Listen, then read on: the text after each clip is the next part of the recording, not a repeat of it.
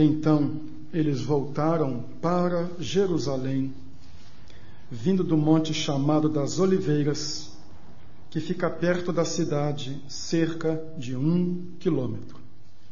Voltaram para Jerusalém. O outro versículo está em Atos 28, 16.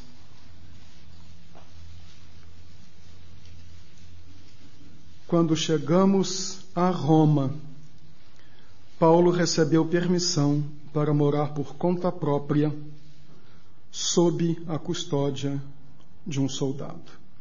Quando chegamos a Roma, de Jerusalém a Roma. Queiram sentar-se, por favor.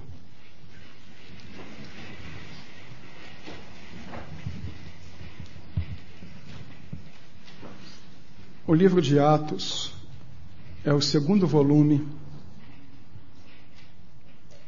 do Evangelho de Lucas. Ele continua o Evangelho de Lucas.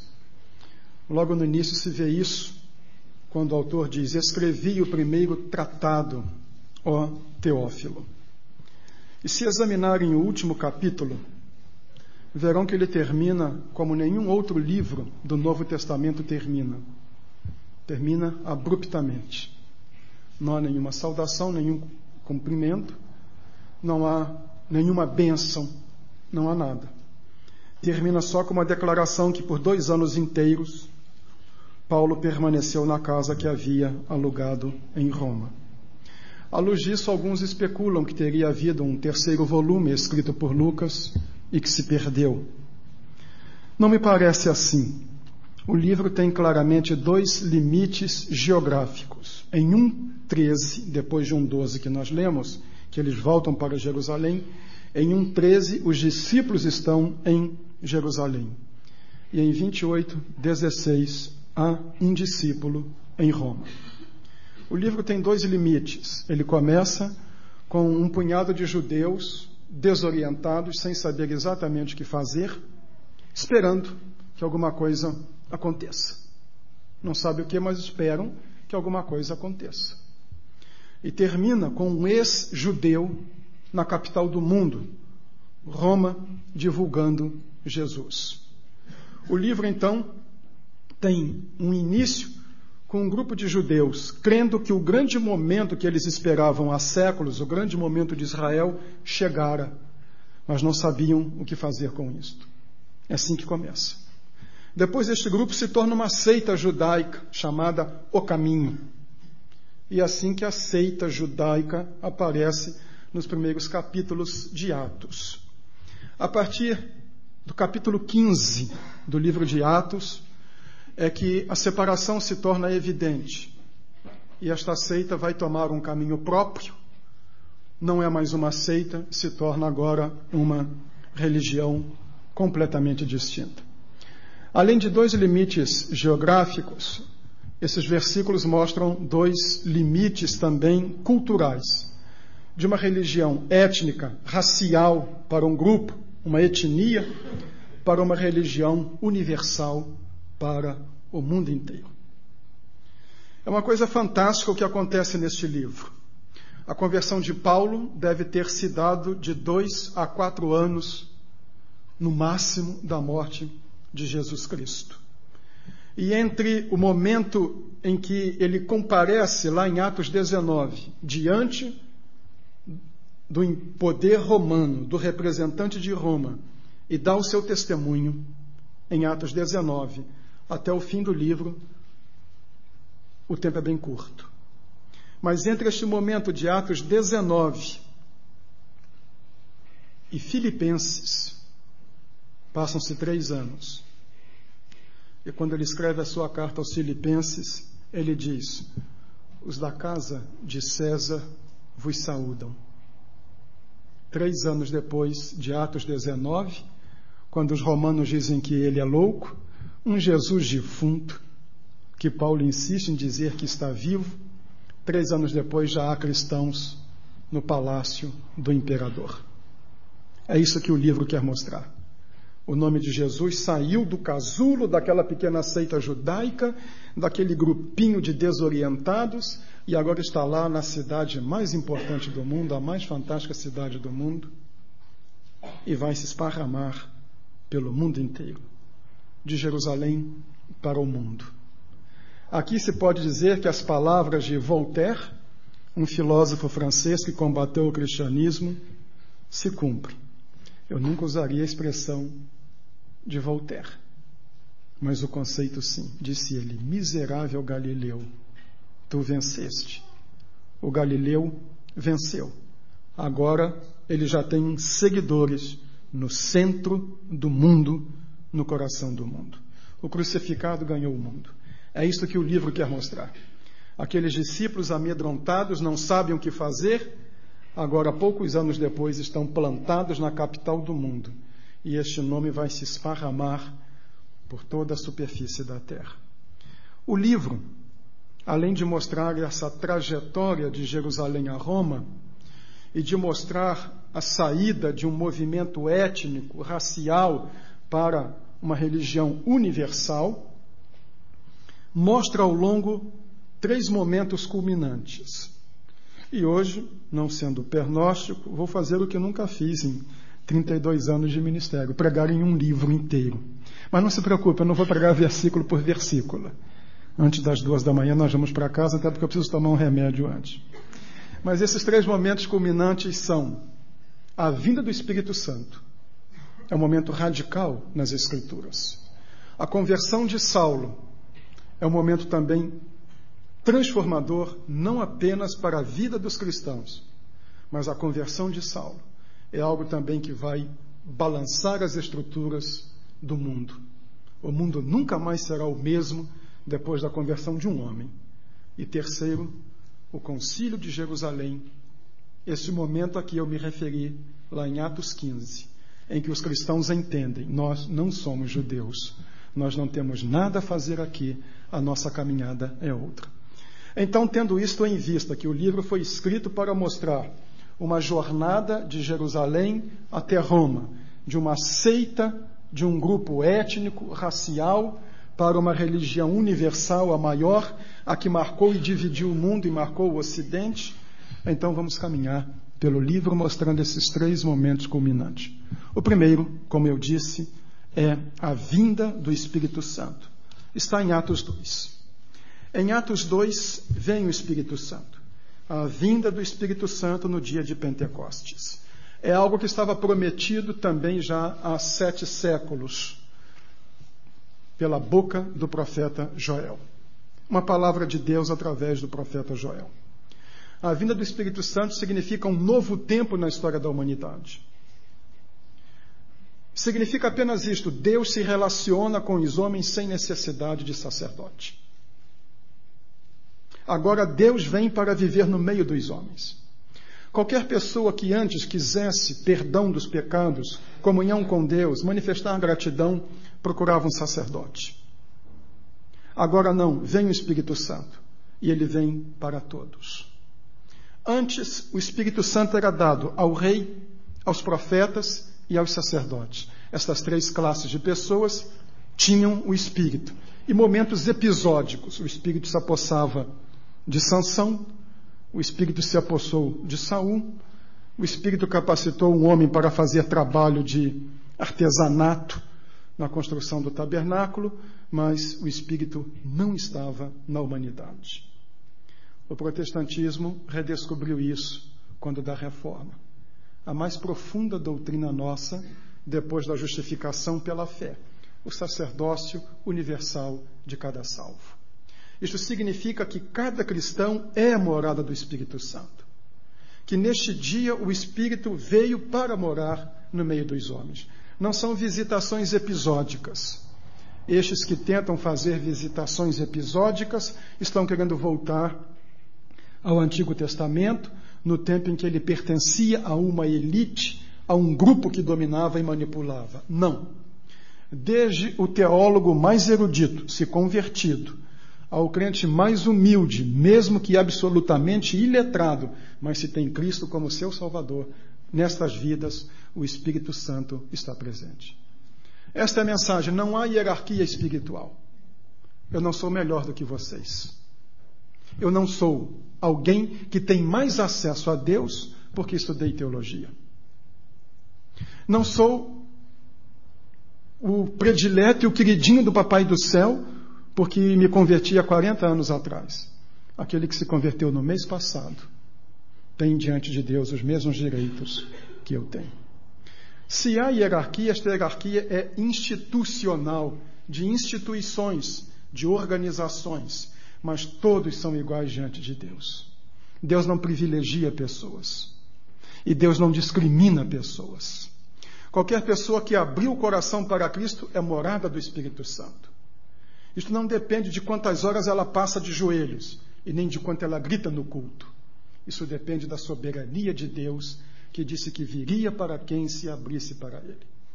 No dia de Pentecostes, em Atos 2, se cumpre a resposta de um pedido de Jesus, a uma oração de Jesus em João 14, 16 a 18.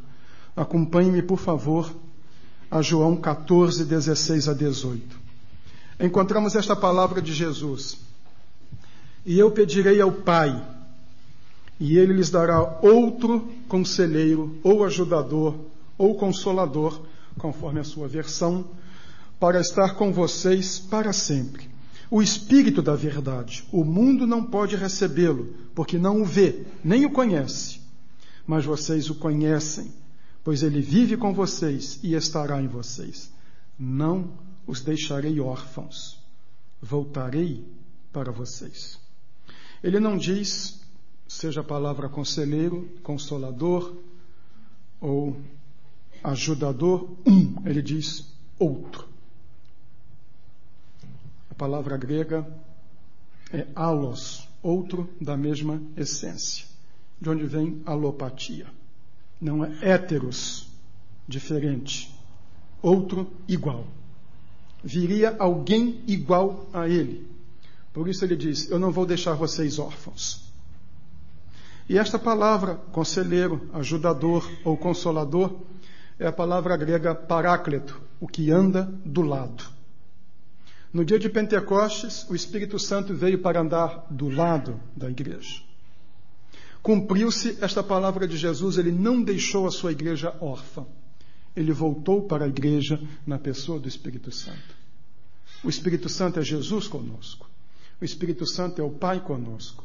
No dia de Pentecostes, o Espírito veio para morar com a igreja. A igreja de Jesus é a habitação do Espírito Santo. Este é um momento magnífico na história da revelação bíblica. Ele voltou para andar ao nosso lado. É isso que desencadeia todo o livro de Atos. Tanto que o livro de Atos, a rigor, não deveria ser chamado de Atos dos Apóstolos, porque só mostra Atos de Pedro, de Tiago, que preside o Concílio de Jerusalém, e de Paulo. O título mais adequado é Atos do Espírito Santo, porque o personagem principal do livro é o Espírito Santo. Ele vem para morar com a igreja, ele vem habitar no meio dos discípulos, e a partir de agora ele faz a igreja andar. Irmãos, é preciso que nós consideremos isso com muito carinho. Nós vivemos no cenário evangélico num tempo de culto ao homem, de egolatria, de vaidade, de narcisismo, de exaltação do homem. E desculpe se a minha palavra parece deseducada, mas eu levo isto a sério. E às vezes fico indignado quando eu vejo alguns pastores que parecem pensar que são a quarta pessoa da Trindade. Só faltam pedir culto. Num momento de tanta vaidade, de arrogância, a mensagem tão simples de Atos 2. O Espírito, como eu já disse muitas vezes, não é um fio desencapado dando choque nas pessoas. Apenas isto. Deus deseja caminhar conosco. Deus veio para morar conosco. Deus quer andar conosco. É o momento final de um processo. Lá no Êxodo, Deus deu um tabernáculo que o povo deveria construir. E Deus viria morar no tabernáculo. Deus morava no tabernáculo. O tabernáculo foi substituído por um templo. Então Deus veio morar num templo. E lá em João 1,14 nós lemos, e o verbo, que é Jesus, se fez carne e habitou entre nós.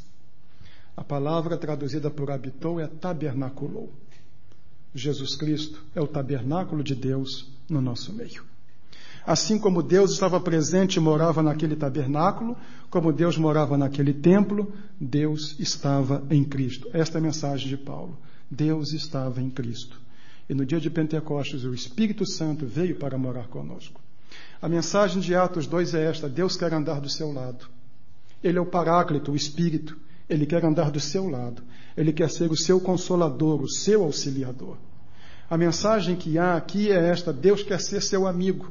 Não é um carrasco, não é um guerreiro, não é alguém desequilibrado, mas é um Deus que deseja ser amigo dos homens, andar ao lado dos homens e oferece a mão na pessoa de Jesus Cristo. Este é um momento novo na revelação bíblica. Deus veio para morar para sempre, não num prédio, mas na vida das pessoas. Um menininho uma vez, de tanto ouvir dizer que a igreja era a casa de Deus, perguntou para a mãe: mãe, quando a gente vai embora no domingo e fecha a igreja, com quem é que Deus fica? Porque era a ideia. Deus mora ali. Não, Deus não mora ali. Deus veio para morar na sua vida. É esta a mensagem. Deus veio para andar do seu lado. Deus veio para ser seu companheiro. Nesta caminhada de Jerusalém até Roma, a mensagem mais profunda, o impacto, foi esta: Jesus voltou para a sua igreja na pessoa do Espírito Santo. Por isso que ele disse: onde estiverem 2 ou 3 em meu nome, aí eu estarei. É a presença divina em nosso meio. O segundo momento culminante é a conversão de Saulo. Estamos agora em Atos 9. Esse é o momento chave. Já chamei atenção para como o capítulo termina. Começa, e depois como termina. Enquanto isso, Saulo ainda respirava ameaças de morte contra os discípulos do Senhor. Bufava de ódio. O capítulo termina com esse homem orando. Quando Deus diz: Ananias, vai, ele está orando. O maior adversário do Evangelho se converte e se torna o maior missionário de todos os tempos.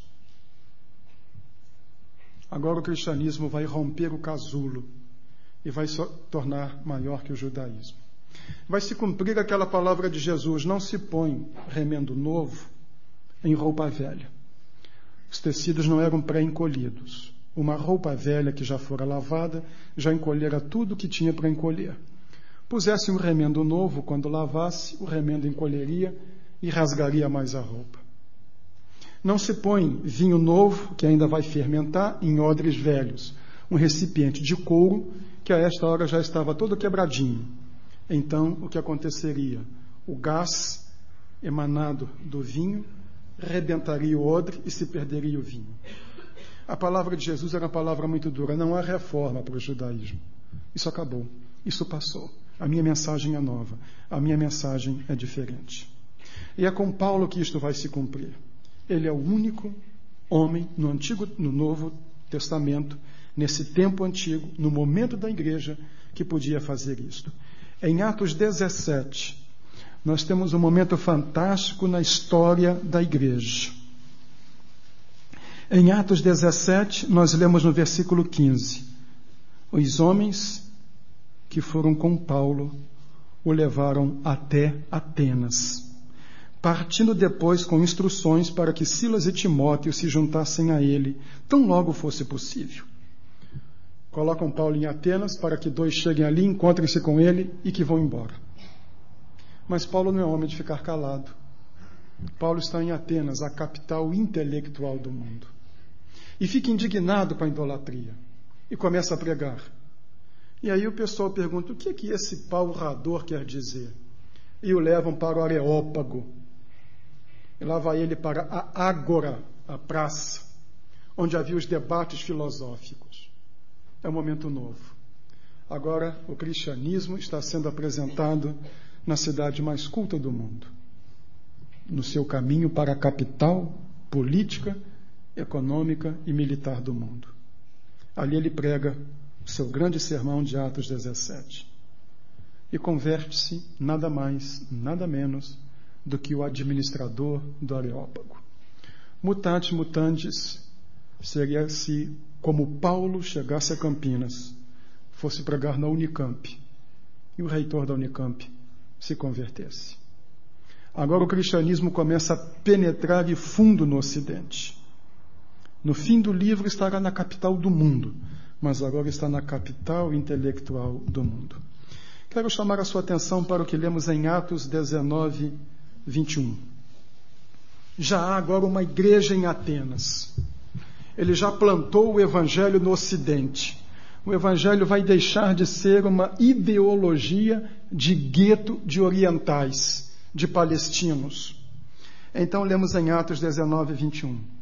Depois dessas coisas, Paulo decidiu no Espírito ir a Jerusalém, passando pela Macedônia e pela Caia. Ele dizia: depois de haver estado ali, é necessário também que eu vá visitar Roma. Que sonho! Que ousadia! Mas Deus corrobora a ousadia de Paulo. Atos 23, 11. Na noite seguinte, o Senhor, pondo-se ao lado dele, disse: coragem! Assim como você testemunhou a meu respeito em Jerusalém, deverá testemunhar também em Roma. Mas Roma não tinha nenhum interesse em Paulo. Roma não tinha nenhum interesse naquelas religiões esquisitas do Oriente. E via os cristãos até com zombaria. Então nós lemos, inclusive, em Atos 25, 19, Festo, consultando o rei Agripa para saber o que faz com Paulo, não sabe como instruir o processo, vai se aconselhar com o rei Agripa. Então nós lemos isto. Ao contrário, tinha alguns pontos de divergência com ele, Paulo, acerca de sua própria religião e de um certo Jesus já morto, o qual Paulo insiste em dizer que está vivo. Era assim que via, uma superstição tola.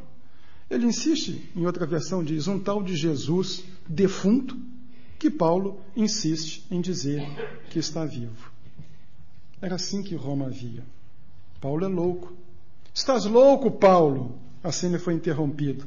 As muitas letras te fazem delirar. Citei Filipenses. E lemos lá em Filipenses 4, 22, 3 anos depois deste evento em que se disse, esse Jesus defunto, que Paulo insiste em dizer que está vivo.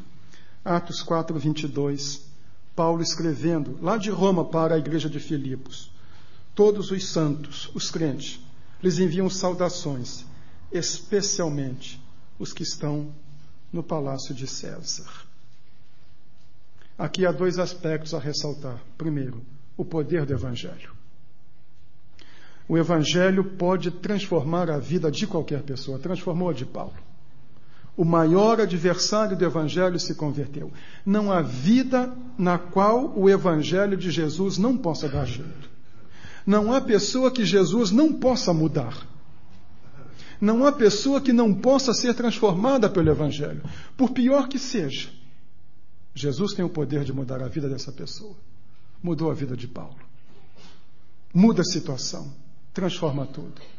Depois Paulo escreveu na sua carta aos Romanos, eu não me envergonho do Evangelho. Ele é o poder de Deus para a salvação de todo aquele que crê. Isso se chama transformação. A vida mais cheia de ódio, como a de Paulo, bufando de ódio, pode ser transformada numa vida cheia de amor, como ele escreveu o capítulo 13 de 1 Coríntios, o capítulo do amor. A vida mais sem sentido, mais vazia, mais fútil, pode ser transformada na vida mais rica, mais contributiva para o mundo, mais realizada. É esta a diferença que Jesus Cristo faz numa vida. Não apenas a de Paulo, mas todas as pessoas que abriram espaço na sua vida para a pessoa de Jesus Cristo tiveram esta experiência. Ele muda. Ele transforma a pessoa. Ele pode fazer da vida de uma pessoa o que ela nunca pensou que pudesse ser. Esta é a beleza do Evangelho. Esta é uma das coisas a ver na conversão de Saulo. O poder do Evangelho. A capacidade de transformação, de mudança, de reorientação, de encher a vida de significado. Segundo aspecto a ver dentro da conversão de Paulo. a universalidade do Evangelho. É para o mundo inteiro, para todas as culturas, para todas as pessoas. Não é uma verdade de um grupo, não é algo cultural, transcende qualquer cultura, transcende qualquer época, é para todas as raças. Porque Jesus é o absoluto da fé. É o nome sobre todo nome. É o nome sobre qualquer cultura. É o nome sobre qualquer língua.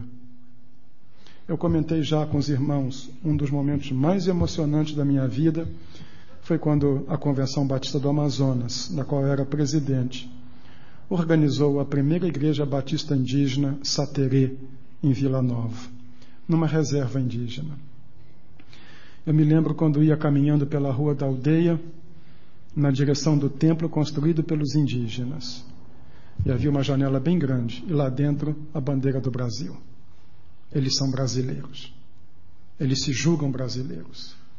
O presidente Collor estava muito certo quando recusou chamá-los de nações indígenas. Ele disse: no Brasil só há uma nação, que é a nação brasileira. Eles se consideram brasileiros. Eles são povos da floresta, mas são brasileiros. E o segundo foi quando entrei e num tronco de madeira da altura deste púlpito, atrás da mesa, 5 letras: I-E-S-U-I, Iesui, o nome de Jesus. E ali estávamos nós, a mais de 300 quilômetros, acho que da última lâmpada elétrica, no meio da floresta amazônica, depois de 2 dias de viagem de avião, de barco, de canoa, de lanche, voadeira, e lá no meio da floresta, em outra cultura, lá estava gravado o nome de Jesus. É o nome sobre todo nome em qualquer cultura. Não há ninguém igual a ele. E aí eu me lembro das palavras também em Atos capítulo 4, no versículo 12. Palavras de Pedro e João, Atos 4:12, sobre Jesus. Não há salvação em nenhum outro, pois debaixo do céu não há nenhum outro nome dado aos homens pelo qual devamos ser salvos. Este é o nome. E a conversão de Saulo vai popularizar isto. Jesus Cristo para o mundo inteiro. Terceiro momento culminante está em Atos 15. Aí está o Concílio de Jerusalém. Agora os cristãos têm uma pergunta. Muito simples a pergunta. Quem somos nós? É essa a pergunta. Afinal, o que é que nós somos? Para alguns, uma seita judaica, como eu disse, denominada de o caminho. Mas desde Atos 10, eles começam a ser chamados de cristãos. Quando chegaram em Antioquia e começaram a falar tanto de Cristo. Literalmente, não sei por que cristão, porque o texto grego diz cristinhos. Era uma ironia, um sarcasmo. Eles falavam tanto de Cristo que o chamavam de cristinhos. Mas aqui, os cristãos entenderam, nós somos uma coisa nova no mundo.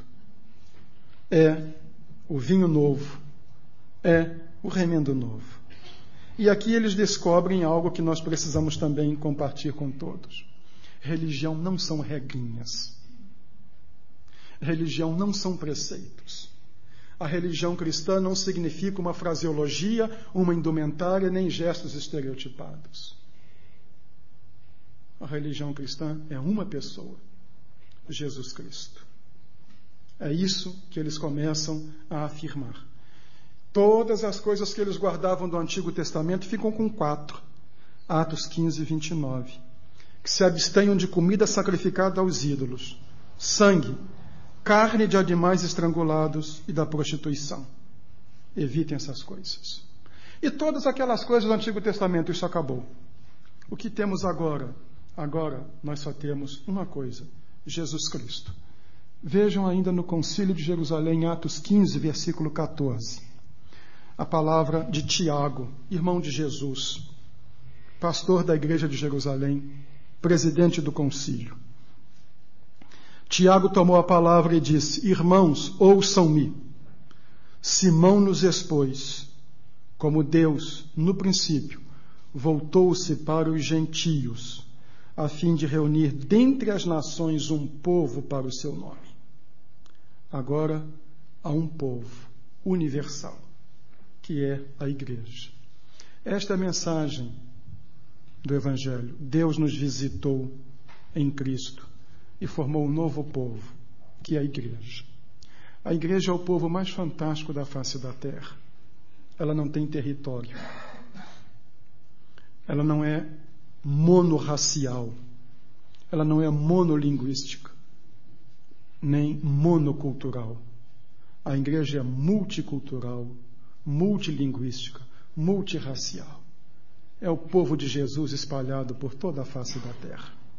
Enquanto estamos aqui adorando a Deus na nossa língua, no dia de hoje, irmãos nossos na fé estão adorando a Deus na China, no Japão, na Coreia, na Alemanha, em tribos indígenas, no meio dos árabes, em todos os lugares. Diferenças culturais, diferenças de línguas, mas unidos por um nome. O nome que Paulo disse, um nome que é sobre todo nome, o nome de Jesus Cristo. Por isso sempre digo que igreja não é prédio, não é construção, não é doutrina, não é uma denominação. Igreja é povo, igreja é gente, gente rendida a Cristo, gente que teve uma experiência do amor de Deus na pessoa de Cristo, gente que compreendeu o que significa Jesus Cristo, gente que sabe que Jesus é o único Salvador e comprometeu a sua vida com Ele. Palavras de Paulo em Colossenses, capítulo 2, 16 e 17. Os cristãos estavam sendo julgados pelos judeus exatamente por isso, porque se desfizeram de toda aquela parafernália e ficaram com as 4 coisas que eles votaram. Então Paulo diz em Colossenses 2, 16 e 17: portanto, não permitam que ninguém os julgue pelo que vocês comem ou bebem, ou com relação a alguma festividade religiosa. Não é comida, nem bebida, nem festa religiosa, ou celebração das luas novas ou dos dias de sábado. Estas coisas são sombras do que haveria de vir. São sombras, já ficaram. A realidade, porém, encontra-se em Cristo. É isso que torna o cristianismo a mais notável de todas as religiões. O cristianismo não são conceitos nem doutrinas, é uma pessoa, Jesus Cristo. Você pode tirar Buda do budismo, não vai fazer diferença nenhuma. Aquelas ideias vão ficar lá. As ideias estão lá.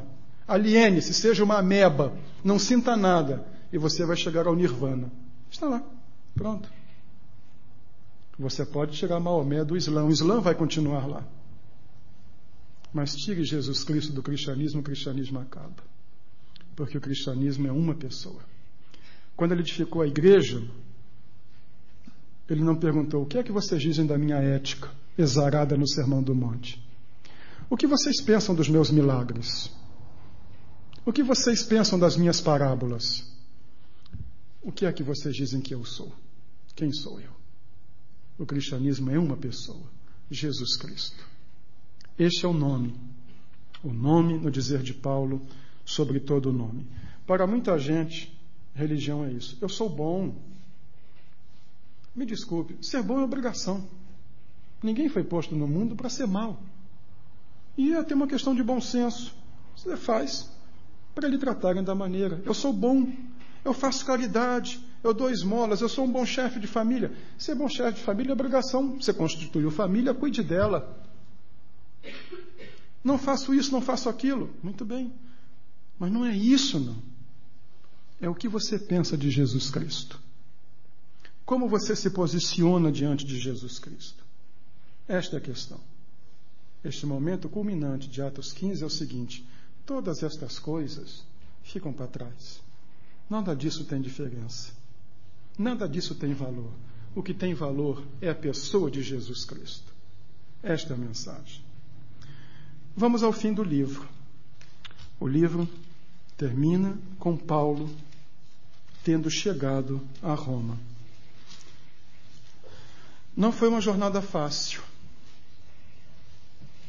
Do princípio ao fim do livro, estão se passando 20 anos. Entre Atos 1 e Atos 28, nós temos no mínimo 20 anos de história. É o período de tempo que o livro cobre. O livro começa com 11 homens apatetados, desorientados, sem saber o que fazer. Eles têm um abacaxi na mão. Não podemos voltar para trás, porque nós temos uma experiência que é tão profunda que não sabemos como explicar. Ao mesmo tempo, não sabemos como ir para frente, porque não sabemos o que fazer. E se pararmos e ficarmos onde estamos, virão nos matar. O que é que a gente faz? Esperando. É assim que começa o livro. 11 homens desorientados. E o livro termina com um homem preso, prisão domiciliar, sustentado pela igreja de Filipos. Lá está ele, prisão domiciliar, mas absolutamente seguro. E o livro foi planejado por Lucas para terminar onde termina. Jesus chegou a Roma. O mundo inteiro vai ouvir falar de Jesus. O Evangelho deixou aquele grupelho desorientado. E agora o Evangelho está triunfando. E 2 anos depois, Paulo escreve dizendo: os irmãos lá da casa de César vos saúdam. Numa outra carta ele fala do tesoureiro de Roma, secretário de finanças ou da fazenda de Roma, já era um cristão. Jesus é para o mundo. O mundo precisa do Evangelho. O mundo precisa de Jesus. Você precisa do Evangelho. E você também precisa de Jesus. É para todos e é para você. Não são regras, não são regulamentos, não são questiúnculos e nem preceitos. É uma pessoa, maior do que tudo, maior do que todos. A pessoa de Jesus. Na realidade, no fundo, a sua questão é uma pergunta que você deve fazer. A mesma pergunta que Pilatos fez. Que farei de Jesus? Este é o seu problema. O que é que você vai fazer de Jesus? Você pode manter-se negligente, absolutamente indiferente, manter-se contrário, contra, ou abrir o coração para Ele. Mas se você abrir a sua vida para Ele, isso fará uma diferença radical. Assim como mudou a vida de Paulo e a de tantos outros, Ele pode mudar a sua vida, enchê-la de sentido, perdoá-lo, dar-lhe um significado como você nunca pensou que a sua vida poderia ter. E vai mudar a sua vida não apenas neste mundo, mas no destino final, na eternidade. É isto que torna o nome de Jesus um nome acima de todo nome. Este Salvador pode ser o seu Salvador. Este homem que entrou na vida desses cristãos, na vida de Paulo, na vida dos cristãos de Roma, na vida de tanta gente, pode entrar na sua vida. E essa é a pergunta que você tem que se fazer nesta noite. O que farei de Jesus, chamado Cristo? Dou-lhe uma sugestão. Que você abra para Ele o seu coração e o aceite como Salvador da sua vida. Vai valer a pena. Será a decisão mais acertada que você tomará em toda a sua vida. Cantaremos o hino 256. Jesus quer entrar hoje em seu coração. 256. Vamos nos colocar.